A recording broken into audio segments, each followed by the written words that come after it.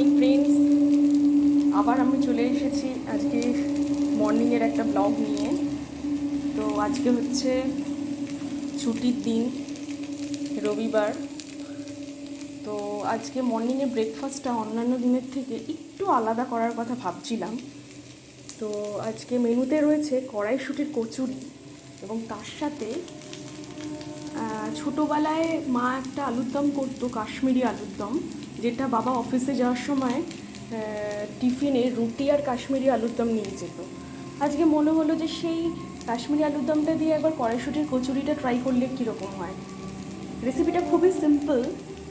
এই যে দেখো বন্ধুরা, আলুটাকে সামান্য সেদ্ধ করে নিয়েছি, মানে খুব যে একটা নরম হবে তা না, মোটামুটি একটা সেদ্ধ করে কড়াইতে তেল দিয়ে তাতে আলুটাকে নুন হলুদ মাখিয়ে আলুটাকে একটু সতে করে নিয়েছি কড়াইয়ের মধ্যে। এই দেখো, একটু সতে করে নিয়েছি।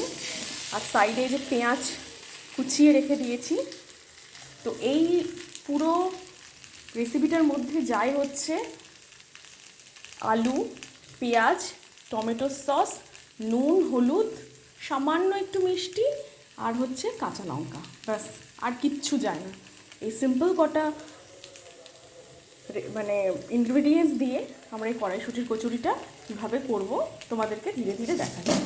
তো আলুটাকে একটু ভেজে নিচ্ছি ভালো করে, এরপরে দেখো একে একে কী করি আমি তোমাদের সাথে শেয়ার করছি। এবারে আলুগুলোকে একটু তুলে নিয়ে কড়াইতে আবার তেল দিয়ে ওর মধ্যে দিয়ে দিলাম একটু জিরে ফোড়ন দিয়ে দিলাম। জিরে ফোড়ন দেওয়ার পরে জিরেটা যখন একটু লাল লাল করে ভাজা হলো, তার মধ্যে আমি কতগুলো পেঁয়াজ কেটে রেখেছিলাম, এই পেঁয়াজগুলো দিয়ে দিলাম।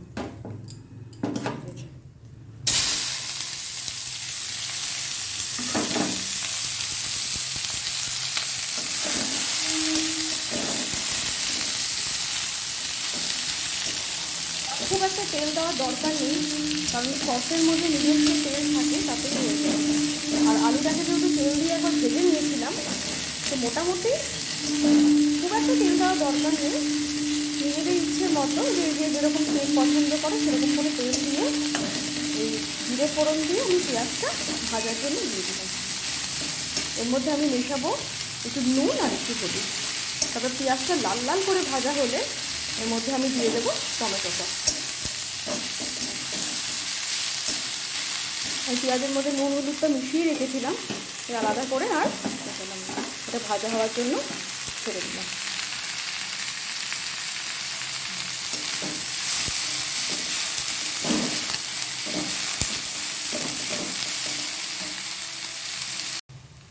পেঁয়াজটা এরকম ভাজা ভাজা হলে আমি এরকম দুটো কাঁচা লঙ্কা মাঝখান দিয়ে এরকম করে চিড়ে দিয়ে দিলাম। এটা আমি স্বাদ অনুযায়ী আপনারা দেবেন, যে যেরকম ঝাল খান। আমি আর আমার মা ঝাল খেতে খুব ভালোবাসি। এই পর্যায়ে এরকম দুটো চিড়ে কাঁচা লঙ্কা দিয়ে দিলাম। কাঁচা লঙ্কাগুলো ভাজা ভাজা হওয়ার জন্য ছেড়ে দেবেন। পেঁয়াজটা যখন দেখবেন যে ভাজা ভাজা হয়ে বেশ এরকম একটু মাখা মাখা টাইপের হয়ে আছে, সেই পর্যায়ে আসতে পরে এর মধ্যে সস মেশাতে হবে। আমি এই কাঁচা লঙ্কাটা সবে মেশালাম, তো একটুখানি কাঁচা লঙ্কাগুলো ভাজা ভাজা হয়ে গেলে এই মতো পর্যায়ে এর মধ্যে এই যে টমেটো সসটা অ্যাড করে দেবো।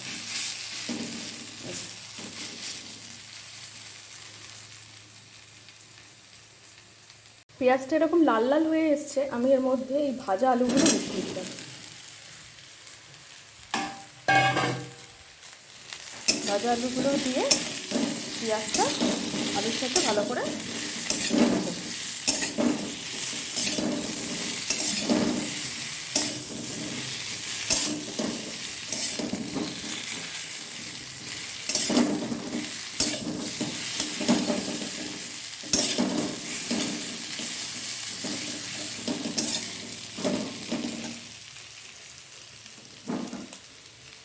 এবার দেখো পেঁয়াজ এবং আলু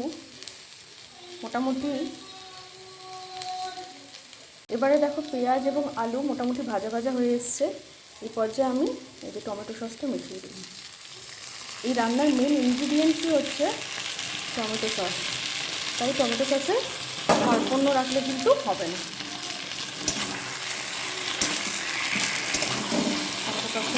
দিলাম। এবার এটা আমি ভাজা ভাজা হওয়ার জন্য ছেড়ে দিলাম।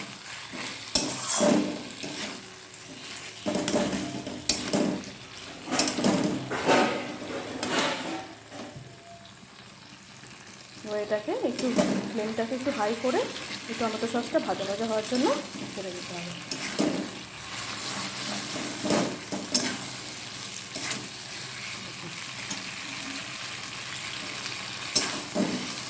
এর মধ্যে সামান্য একটু চিনির দানা অ্যাড করতে হবে স্বাদ বাড়ার জন্য। এটা আপনারা অ্যাড করলেও করতে পারেন, না করলেও না করতে পারেন, কারণ টমেটো সসের মধ্যে তো মিষ্টি তো থাকেই। আমি যেরকম অ্যাড করবো না, আপনারা চাইলে অ্যাড করতে পারেন।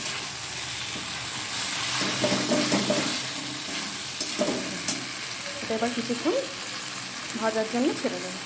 ফ্রেন্ডস, এটা হচ্ছে আমার কাশ্মীরি আলুর দমের একদম ফাইনাল লুক। দেখো, এটা সার্ভের জন্য রেডি। গরম গরম এই আলুর দম আপনি গরম গরম লুচি, পরোঠা, পাতলা পাতলা রুটি এবং কড়াইশুঁটির কচুরির সাথেও খেতে পারেন, ইভেন লাচ্ছা পরোঠা। এর টেস্টটা একটু টক ঝাল মিষ্টির মতো হয় যেহেতু সসটা পড়ে। তো আমরা যখন কড়াইশুঁটির কচুরিটা ভাজবো তখনও শেয়ার করব, আর পুরো কমপ্লিট প্ল্যাটারটাও আপনাদের সাথে শেয়ার করব।